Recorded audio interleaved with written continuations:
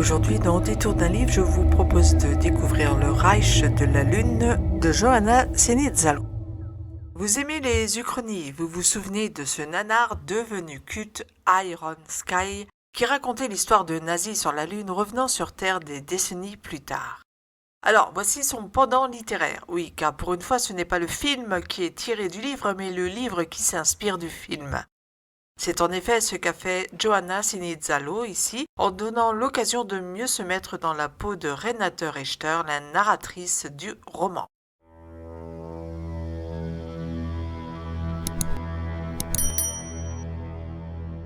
La Lune. Après la fin de la Seconde Guerre mondiale, plusieurs nazis ont fui vers leur base dans l'Antarctique avant de gagner à bord de soucoupes volantes le satellite terrien, la Lune. Là, les nazis y ont bâti une base qu'ils ont surnommée Schwarze Zone, Soleil Noir. Près de 30 ans ont passé depuis la guerre, et la deuxième génération, puis la troisième, a vu le jour, ne connaissant de la Terre que ce que le nouveau Reich, le quatrième, leur a inculqué.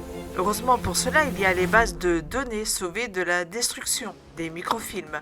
Dans ce roman, nous suivons donc Renate qui relate ce qu'elle a vécu dans son journal intime, dont elle relit les pages des années plus tard alors qu'elle vient de fêter ses 52 ans.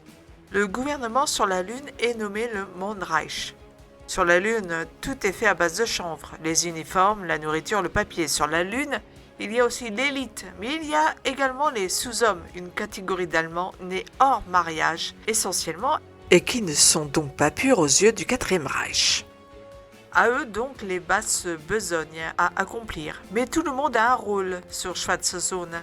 Ingénieur, docteur et surtout instituteur, ce que deviendra Renate par la suite, ce rôle revenant aux femmes qui ne peuvent être militaires ou bien chefs, bien entendu.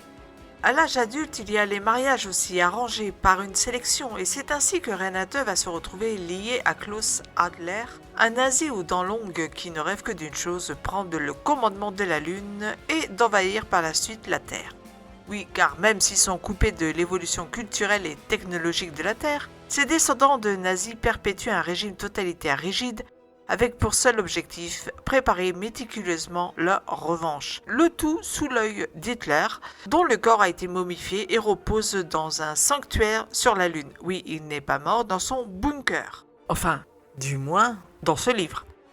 Mais voilà que figés en 1945, les nazis de la Lune en sont encore à lire Heidi, à visionner le dictateur de Chaplin, dont les images injurieuses contre Hitler ont été coupées, et à voir des films allemands de Marlène Dietrich, à parcourir des microfilms, le tout bien sûr édulcoré.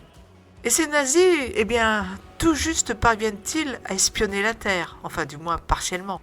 Car voilà qu'après être parvenus à se camoufler des Américains qui ont envoyé une mission appelée Apollo, une autre, elle, va avoir des conséquences plus terribles. En effet, des décennies plus tard, c'est-à-dire en 2018, une visite terrienne inattendue sur le sol lunaire va accélérer la mission d'infiltration et de préparation d'invasion des nazis sur la Terre. En effet, James, l'astronaute noir américain, est emprisonné. Et sur lui, les nazis vont découvrir un téléphone portable, un symbole d'une technologie qu'ils ne maîtrisent pas. Convaincu que cet outil est la clé de leur suprématie militaire à venir, James est alors reconditionné, c'est-à-dire que les nazis le transforment en blond aux yeux bleus avec la peau blanche et le renvoient en compagnie de Klaus Adler et de Renate, qui s'est infiltré dans la fusée, sur Terre.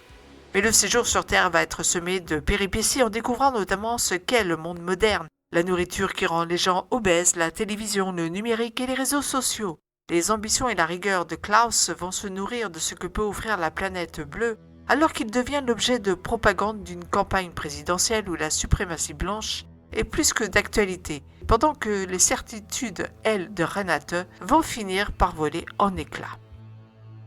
Mon avis.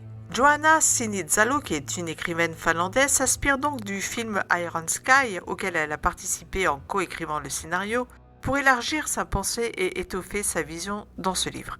On retrouve donc dans ce roman le côté satirique et la critique sociale qui ont fait les belles heures de ce nanar devenu culte.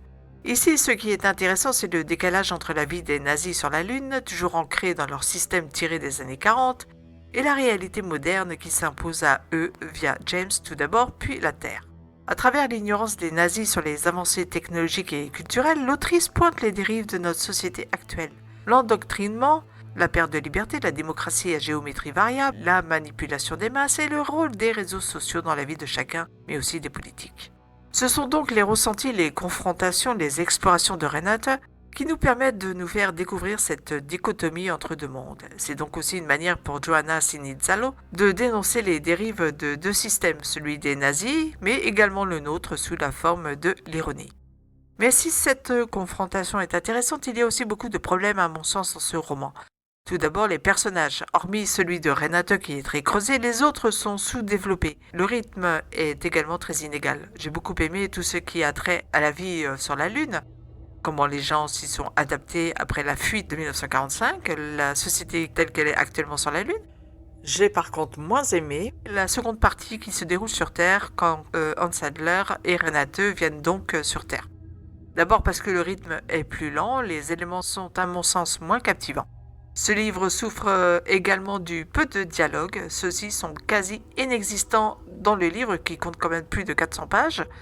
Nous ne sommes que dans le récit de Renate et il faut le dire, la lecture devient très longue, très longue, dans la deuxième partie.